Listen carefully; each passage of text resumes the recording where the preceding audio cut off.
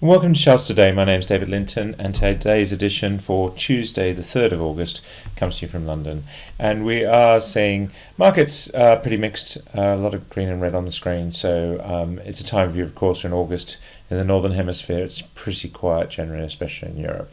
Looking at the dollar index, we have been falling. We've stabilised the last few days on the short-term chart. This is my weekly, my daily, and my 60-minute chart, long-term, medium-term, and short-term view of the market with the corresponding point and figure targets. So that means that the euro is looking a bit stronger against the dollar, and sterling also looking a little bit stronger against the dollar, although it has flattened these last few days as the dollar has steadied. Against the euro, sterling also has just fallen away a bit, but just found support at around the 117 mark. So pretty flat, just edging higher all the time.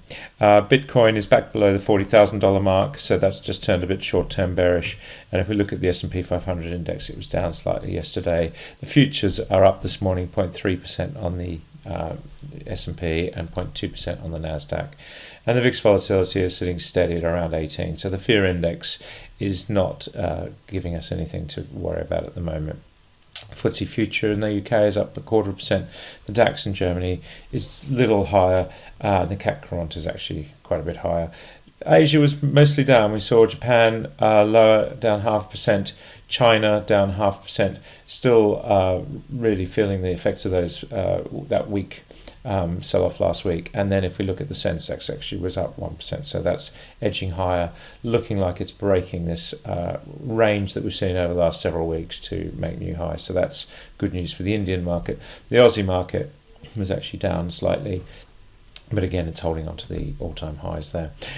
Looking at the energy mix in a minute, we'll just quickly look at commodities first. We've got coffee up this morning. We've got sugar down 0.2%. Wheat and corn also down, but the trends for commodities still higher, and we've got lots of upside targets. Gold sitting at 1810, just sinking back, but finding support on the daily cloud by the looks of things. And if we look at silver, holding the 25 mark, so that's quite good. Taking a look at 10-year yields, we're at 119, so we did fall through that support level. So really interesting to see how bond yields are coming right back. The expectation on interest rates or on inflation has receded, so for the moment, but the long-term chart, of course, is still a long way off the bottom, and the key thing will be, can we make a high higher than this high? That would be the trend, but that's a long-term picture. Medium-term and short-term, we are bearish on bond yields, meaning bonds having a bit of a resurgence. Looking at the energy mix now, we've got Brent crude this morning. It's actually up slightly, but we are just struggling to make a higher high. This has the hallmarks actually of a lower high, and if we make a low here, then that would be the lower low, and we're seeing that fall off on the 60-minute chart. And this is my daily, my 60-minute, my 1 minute. We've got quite dramatic downside targets. US nat gas actually up, just nudging that $4 mark again. Really interesting here, looking at the natural gas chart. That's the US chart. The blue line is UK gas. The red line is Asia, LNG, JKM, and then the green line is European Dutch gas TTF, and we're seeing how that divergence has really massively increased in gas markets. So it's really interesting. Coal is actually down 1.6%, so it had quite a fall yesterday, but still holding on to its bullish trend.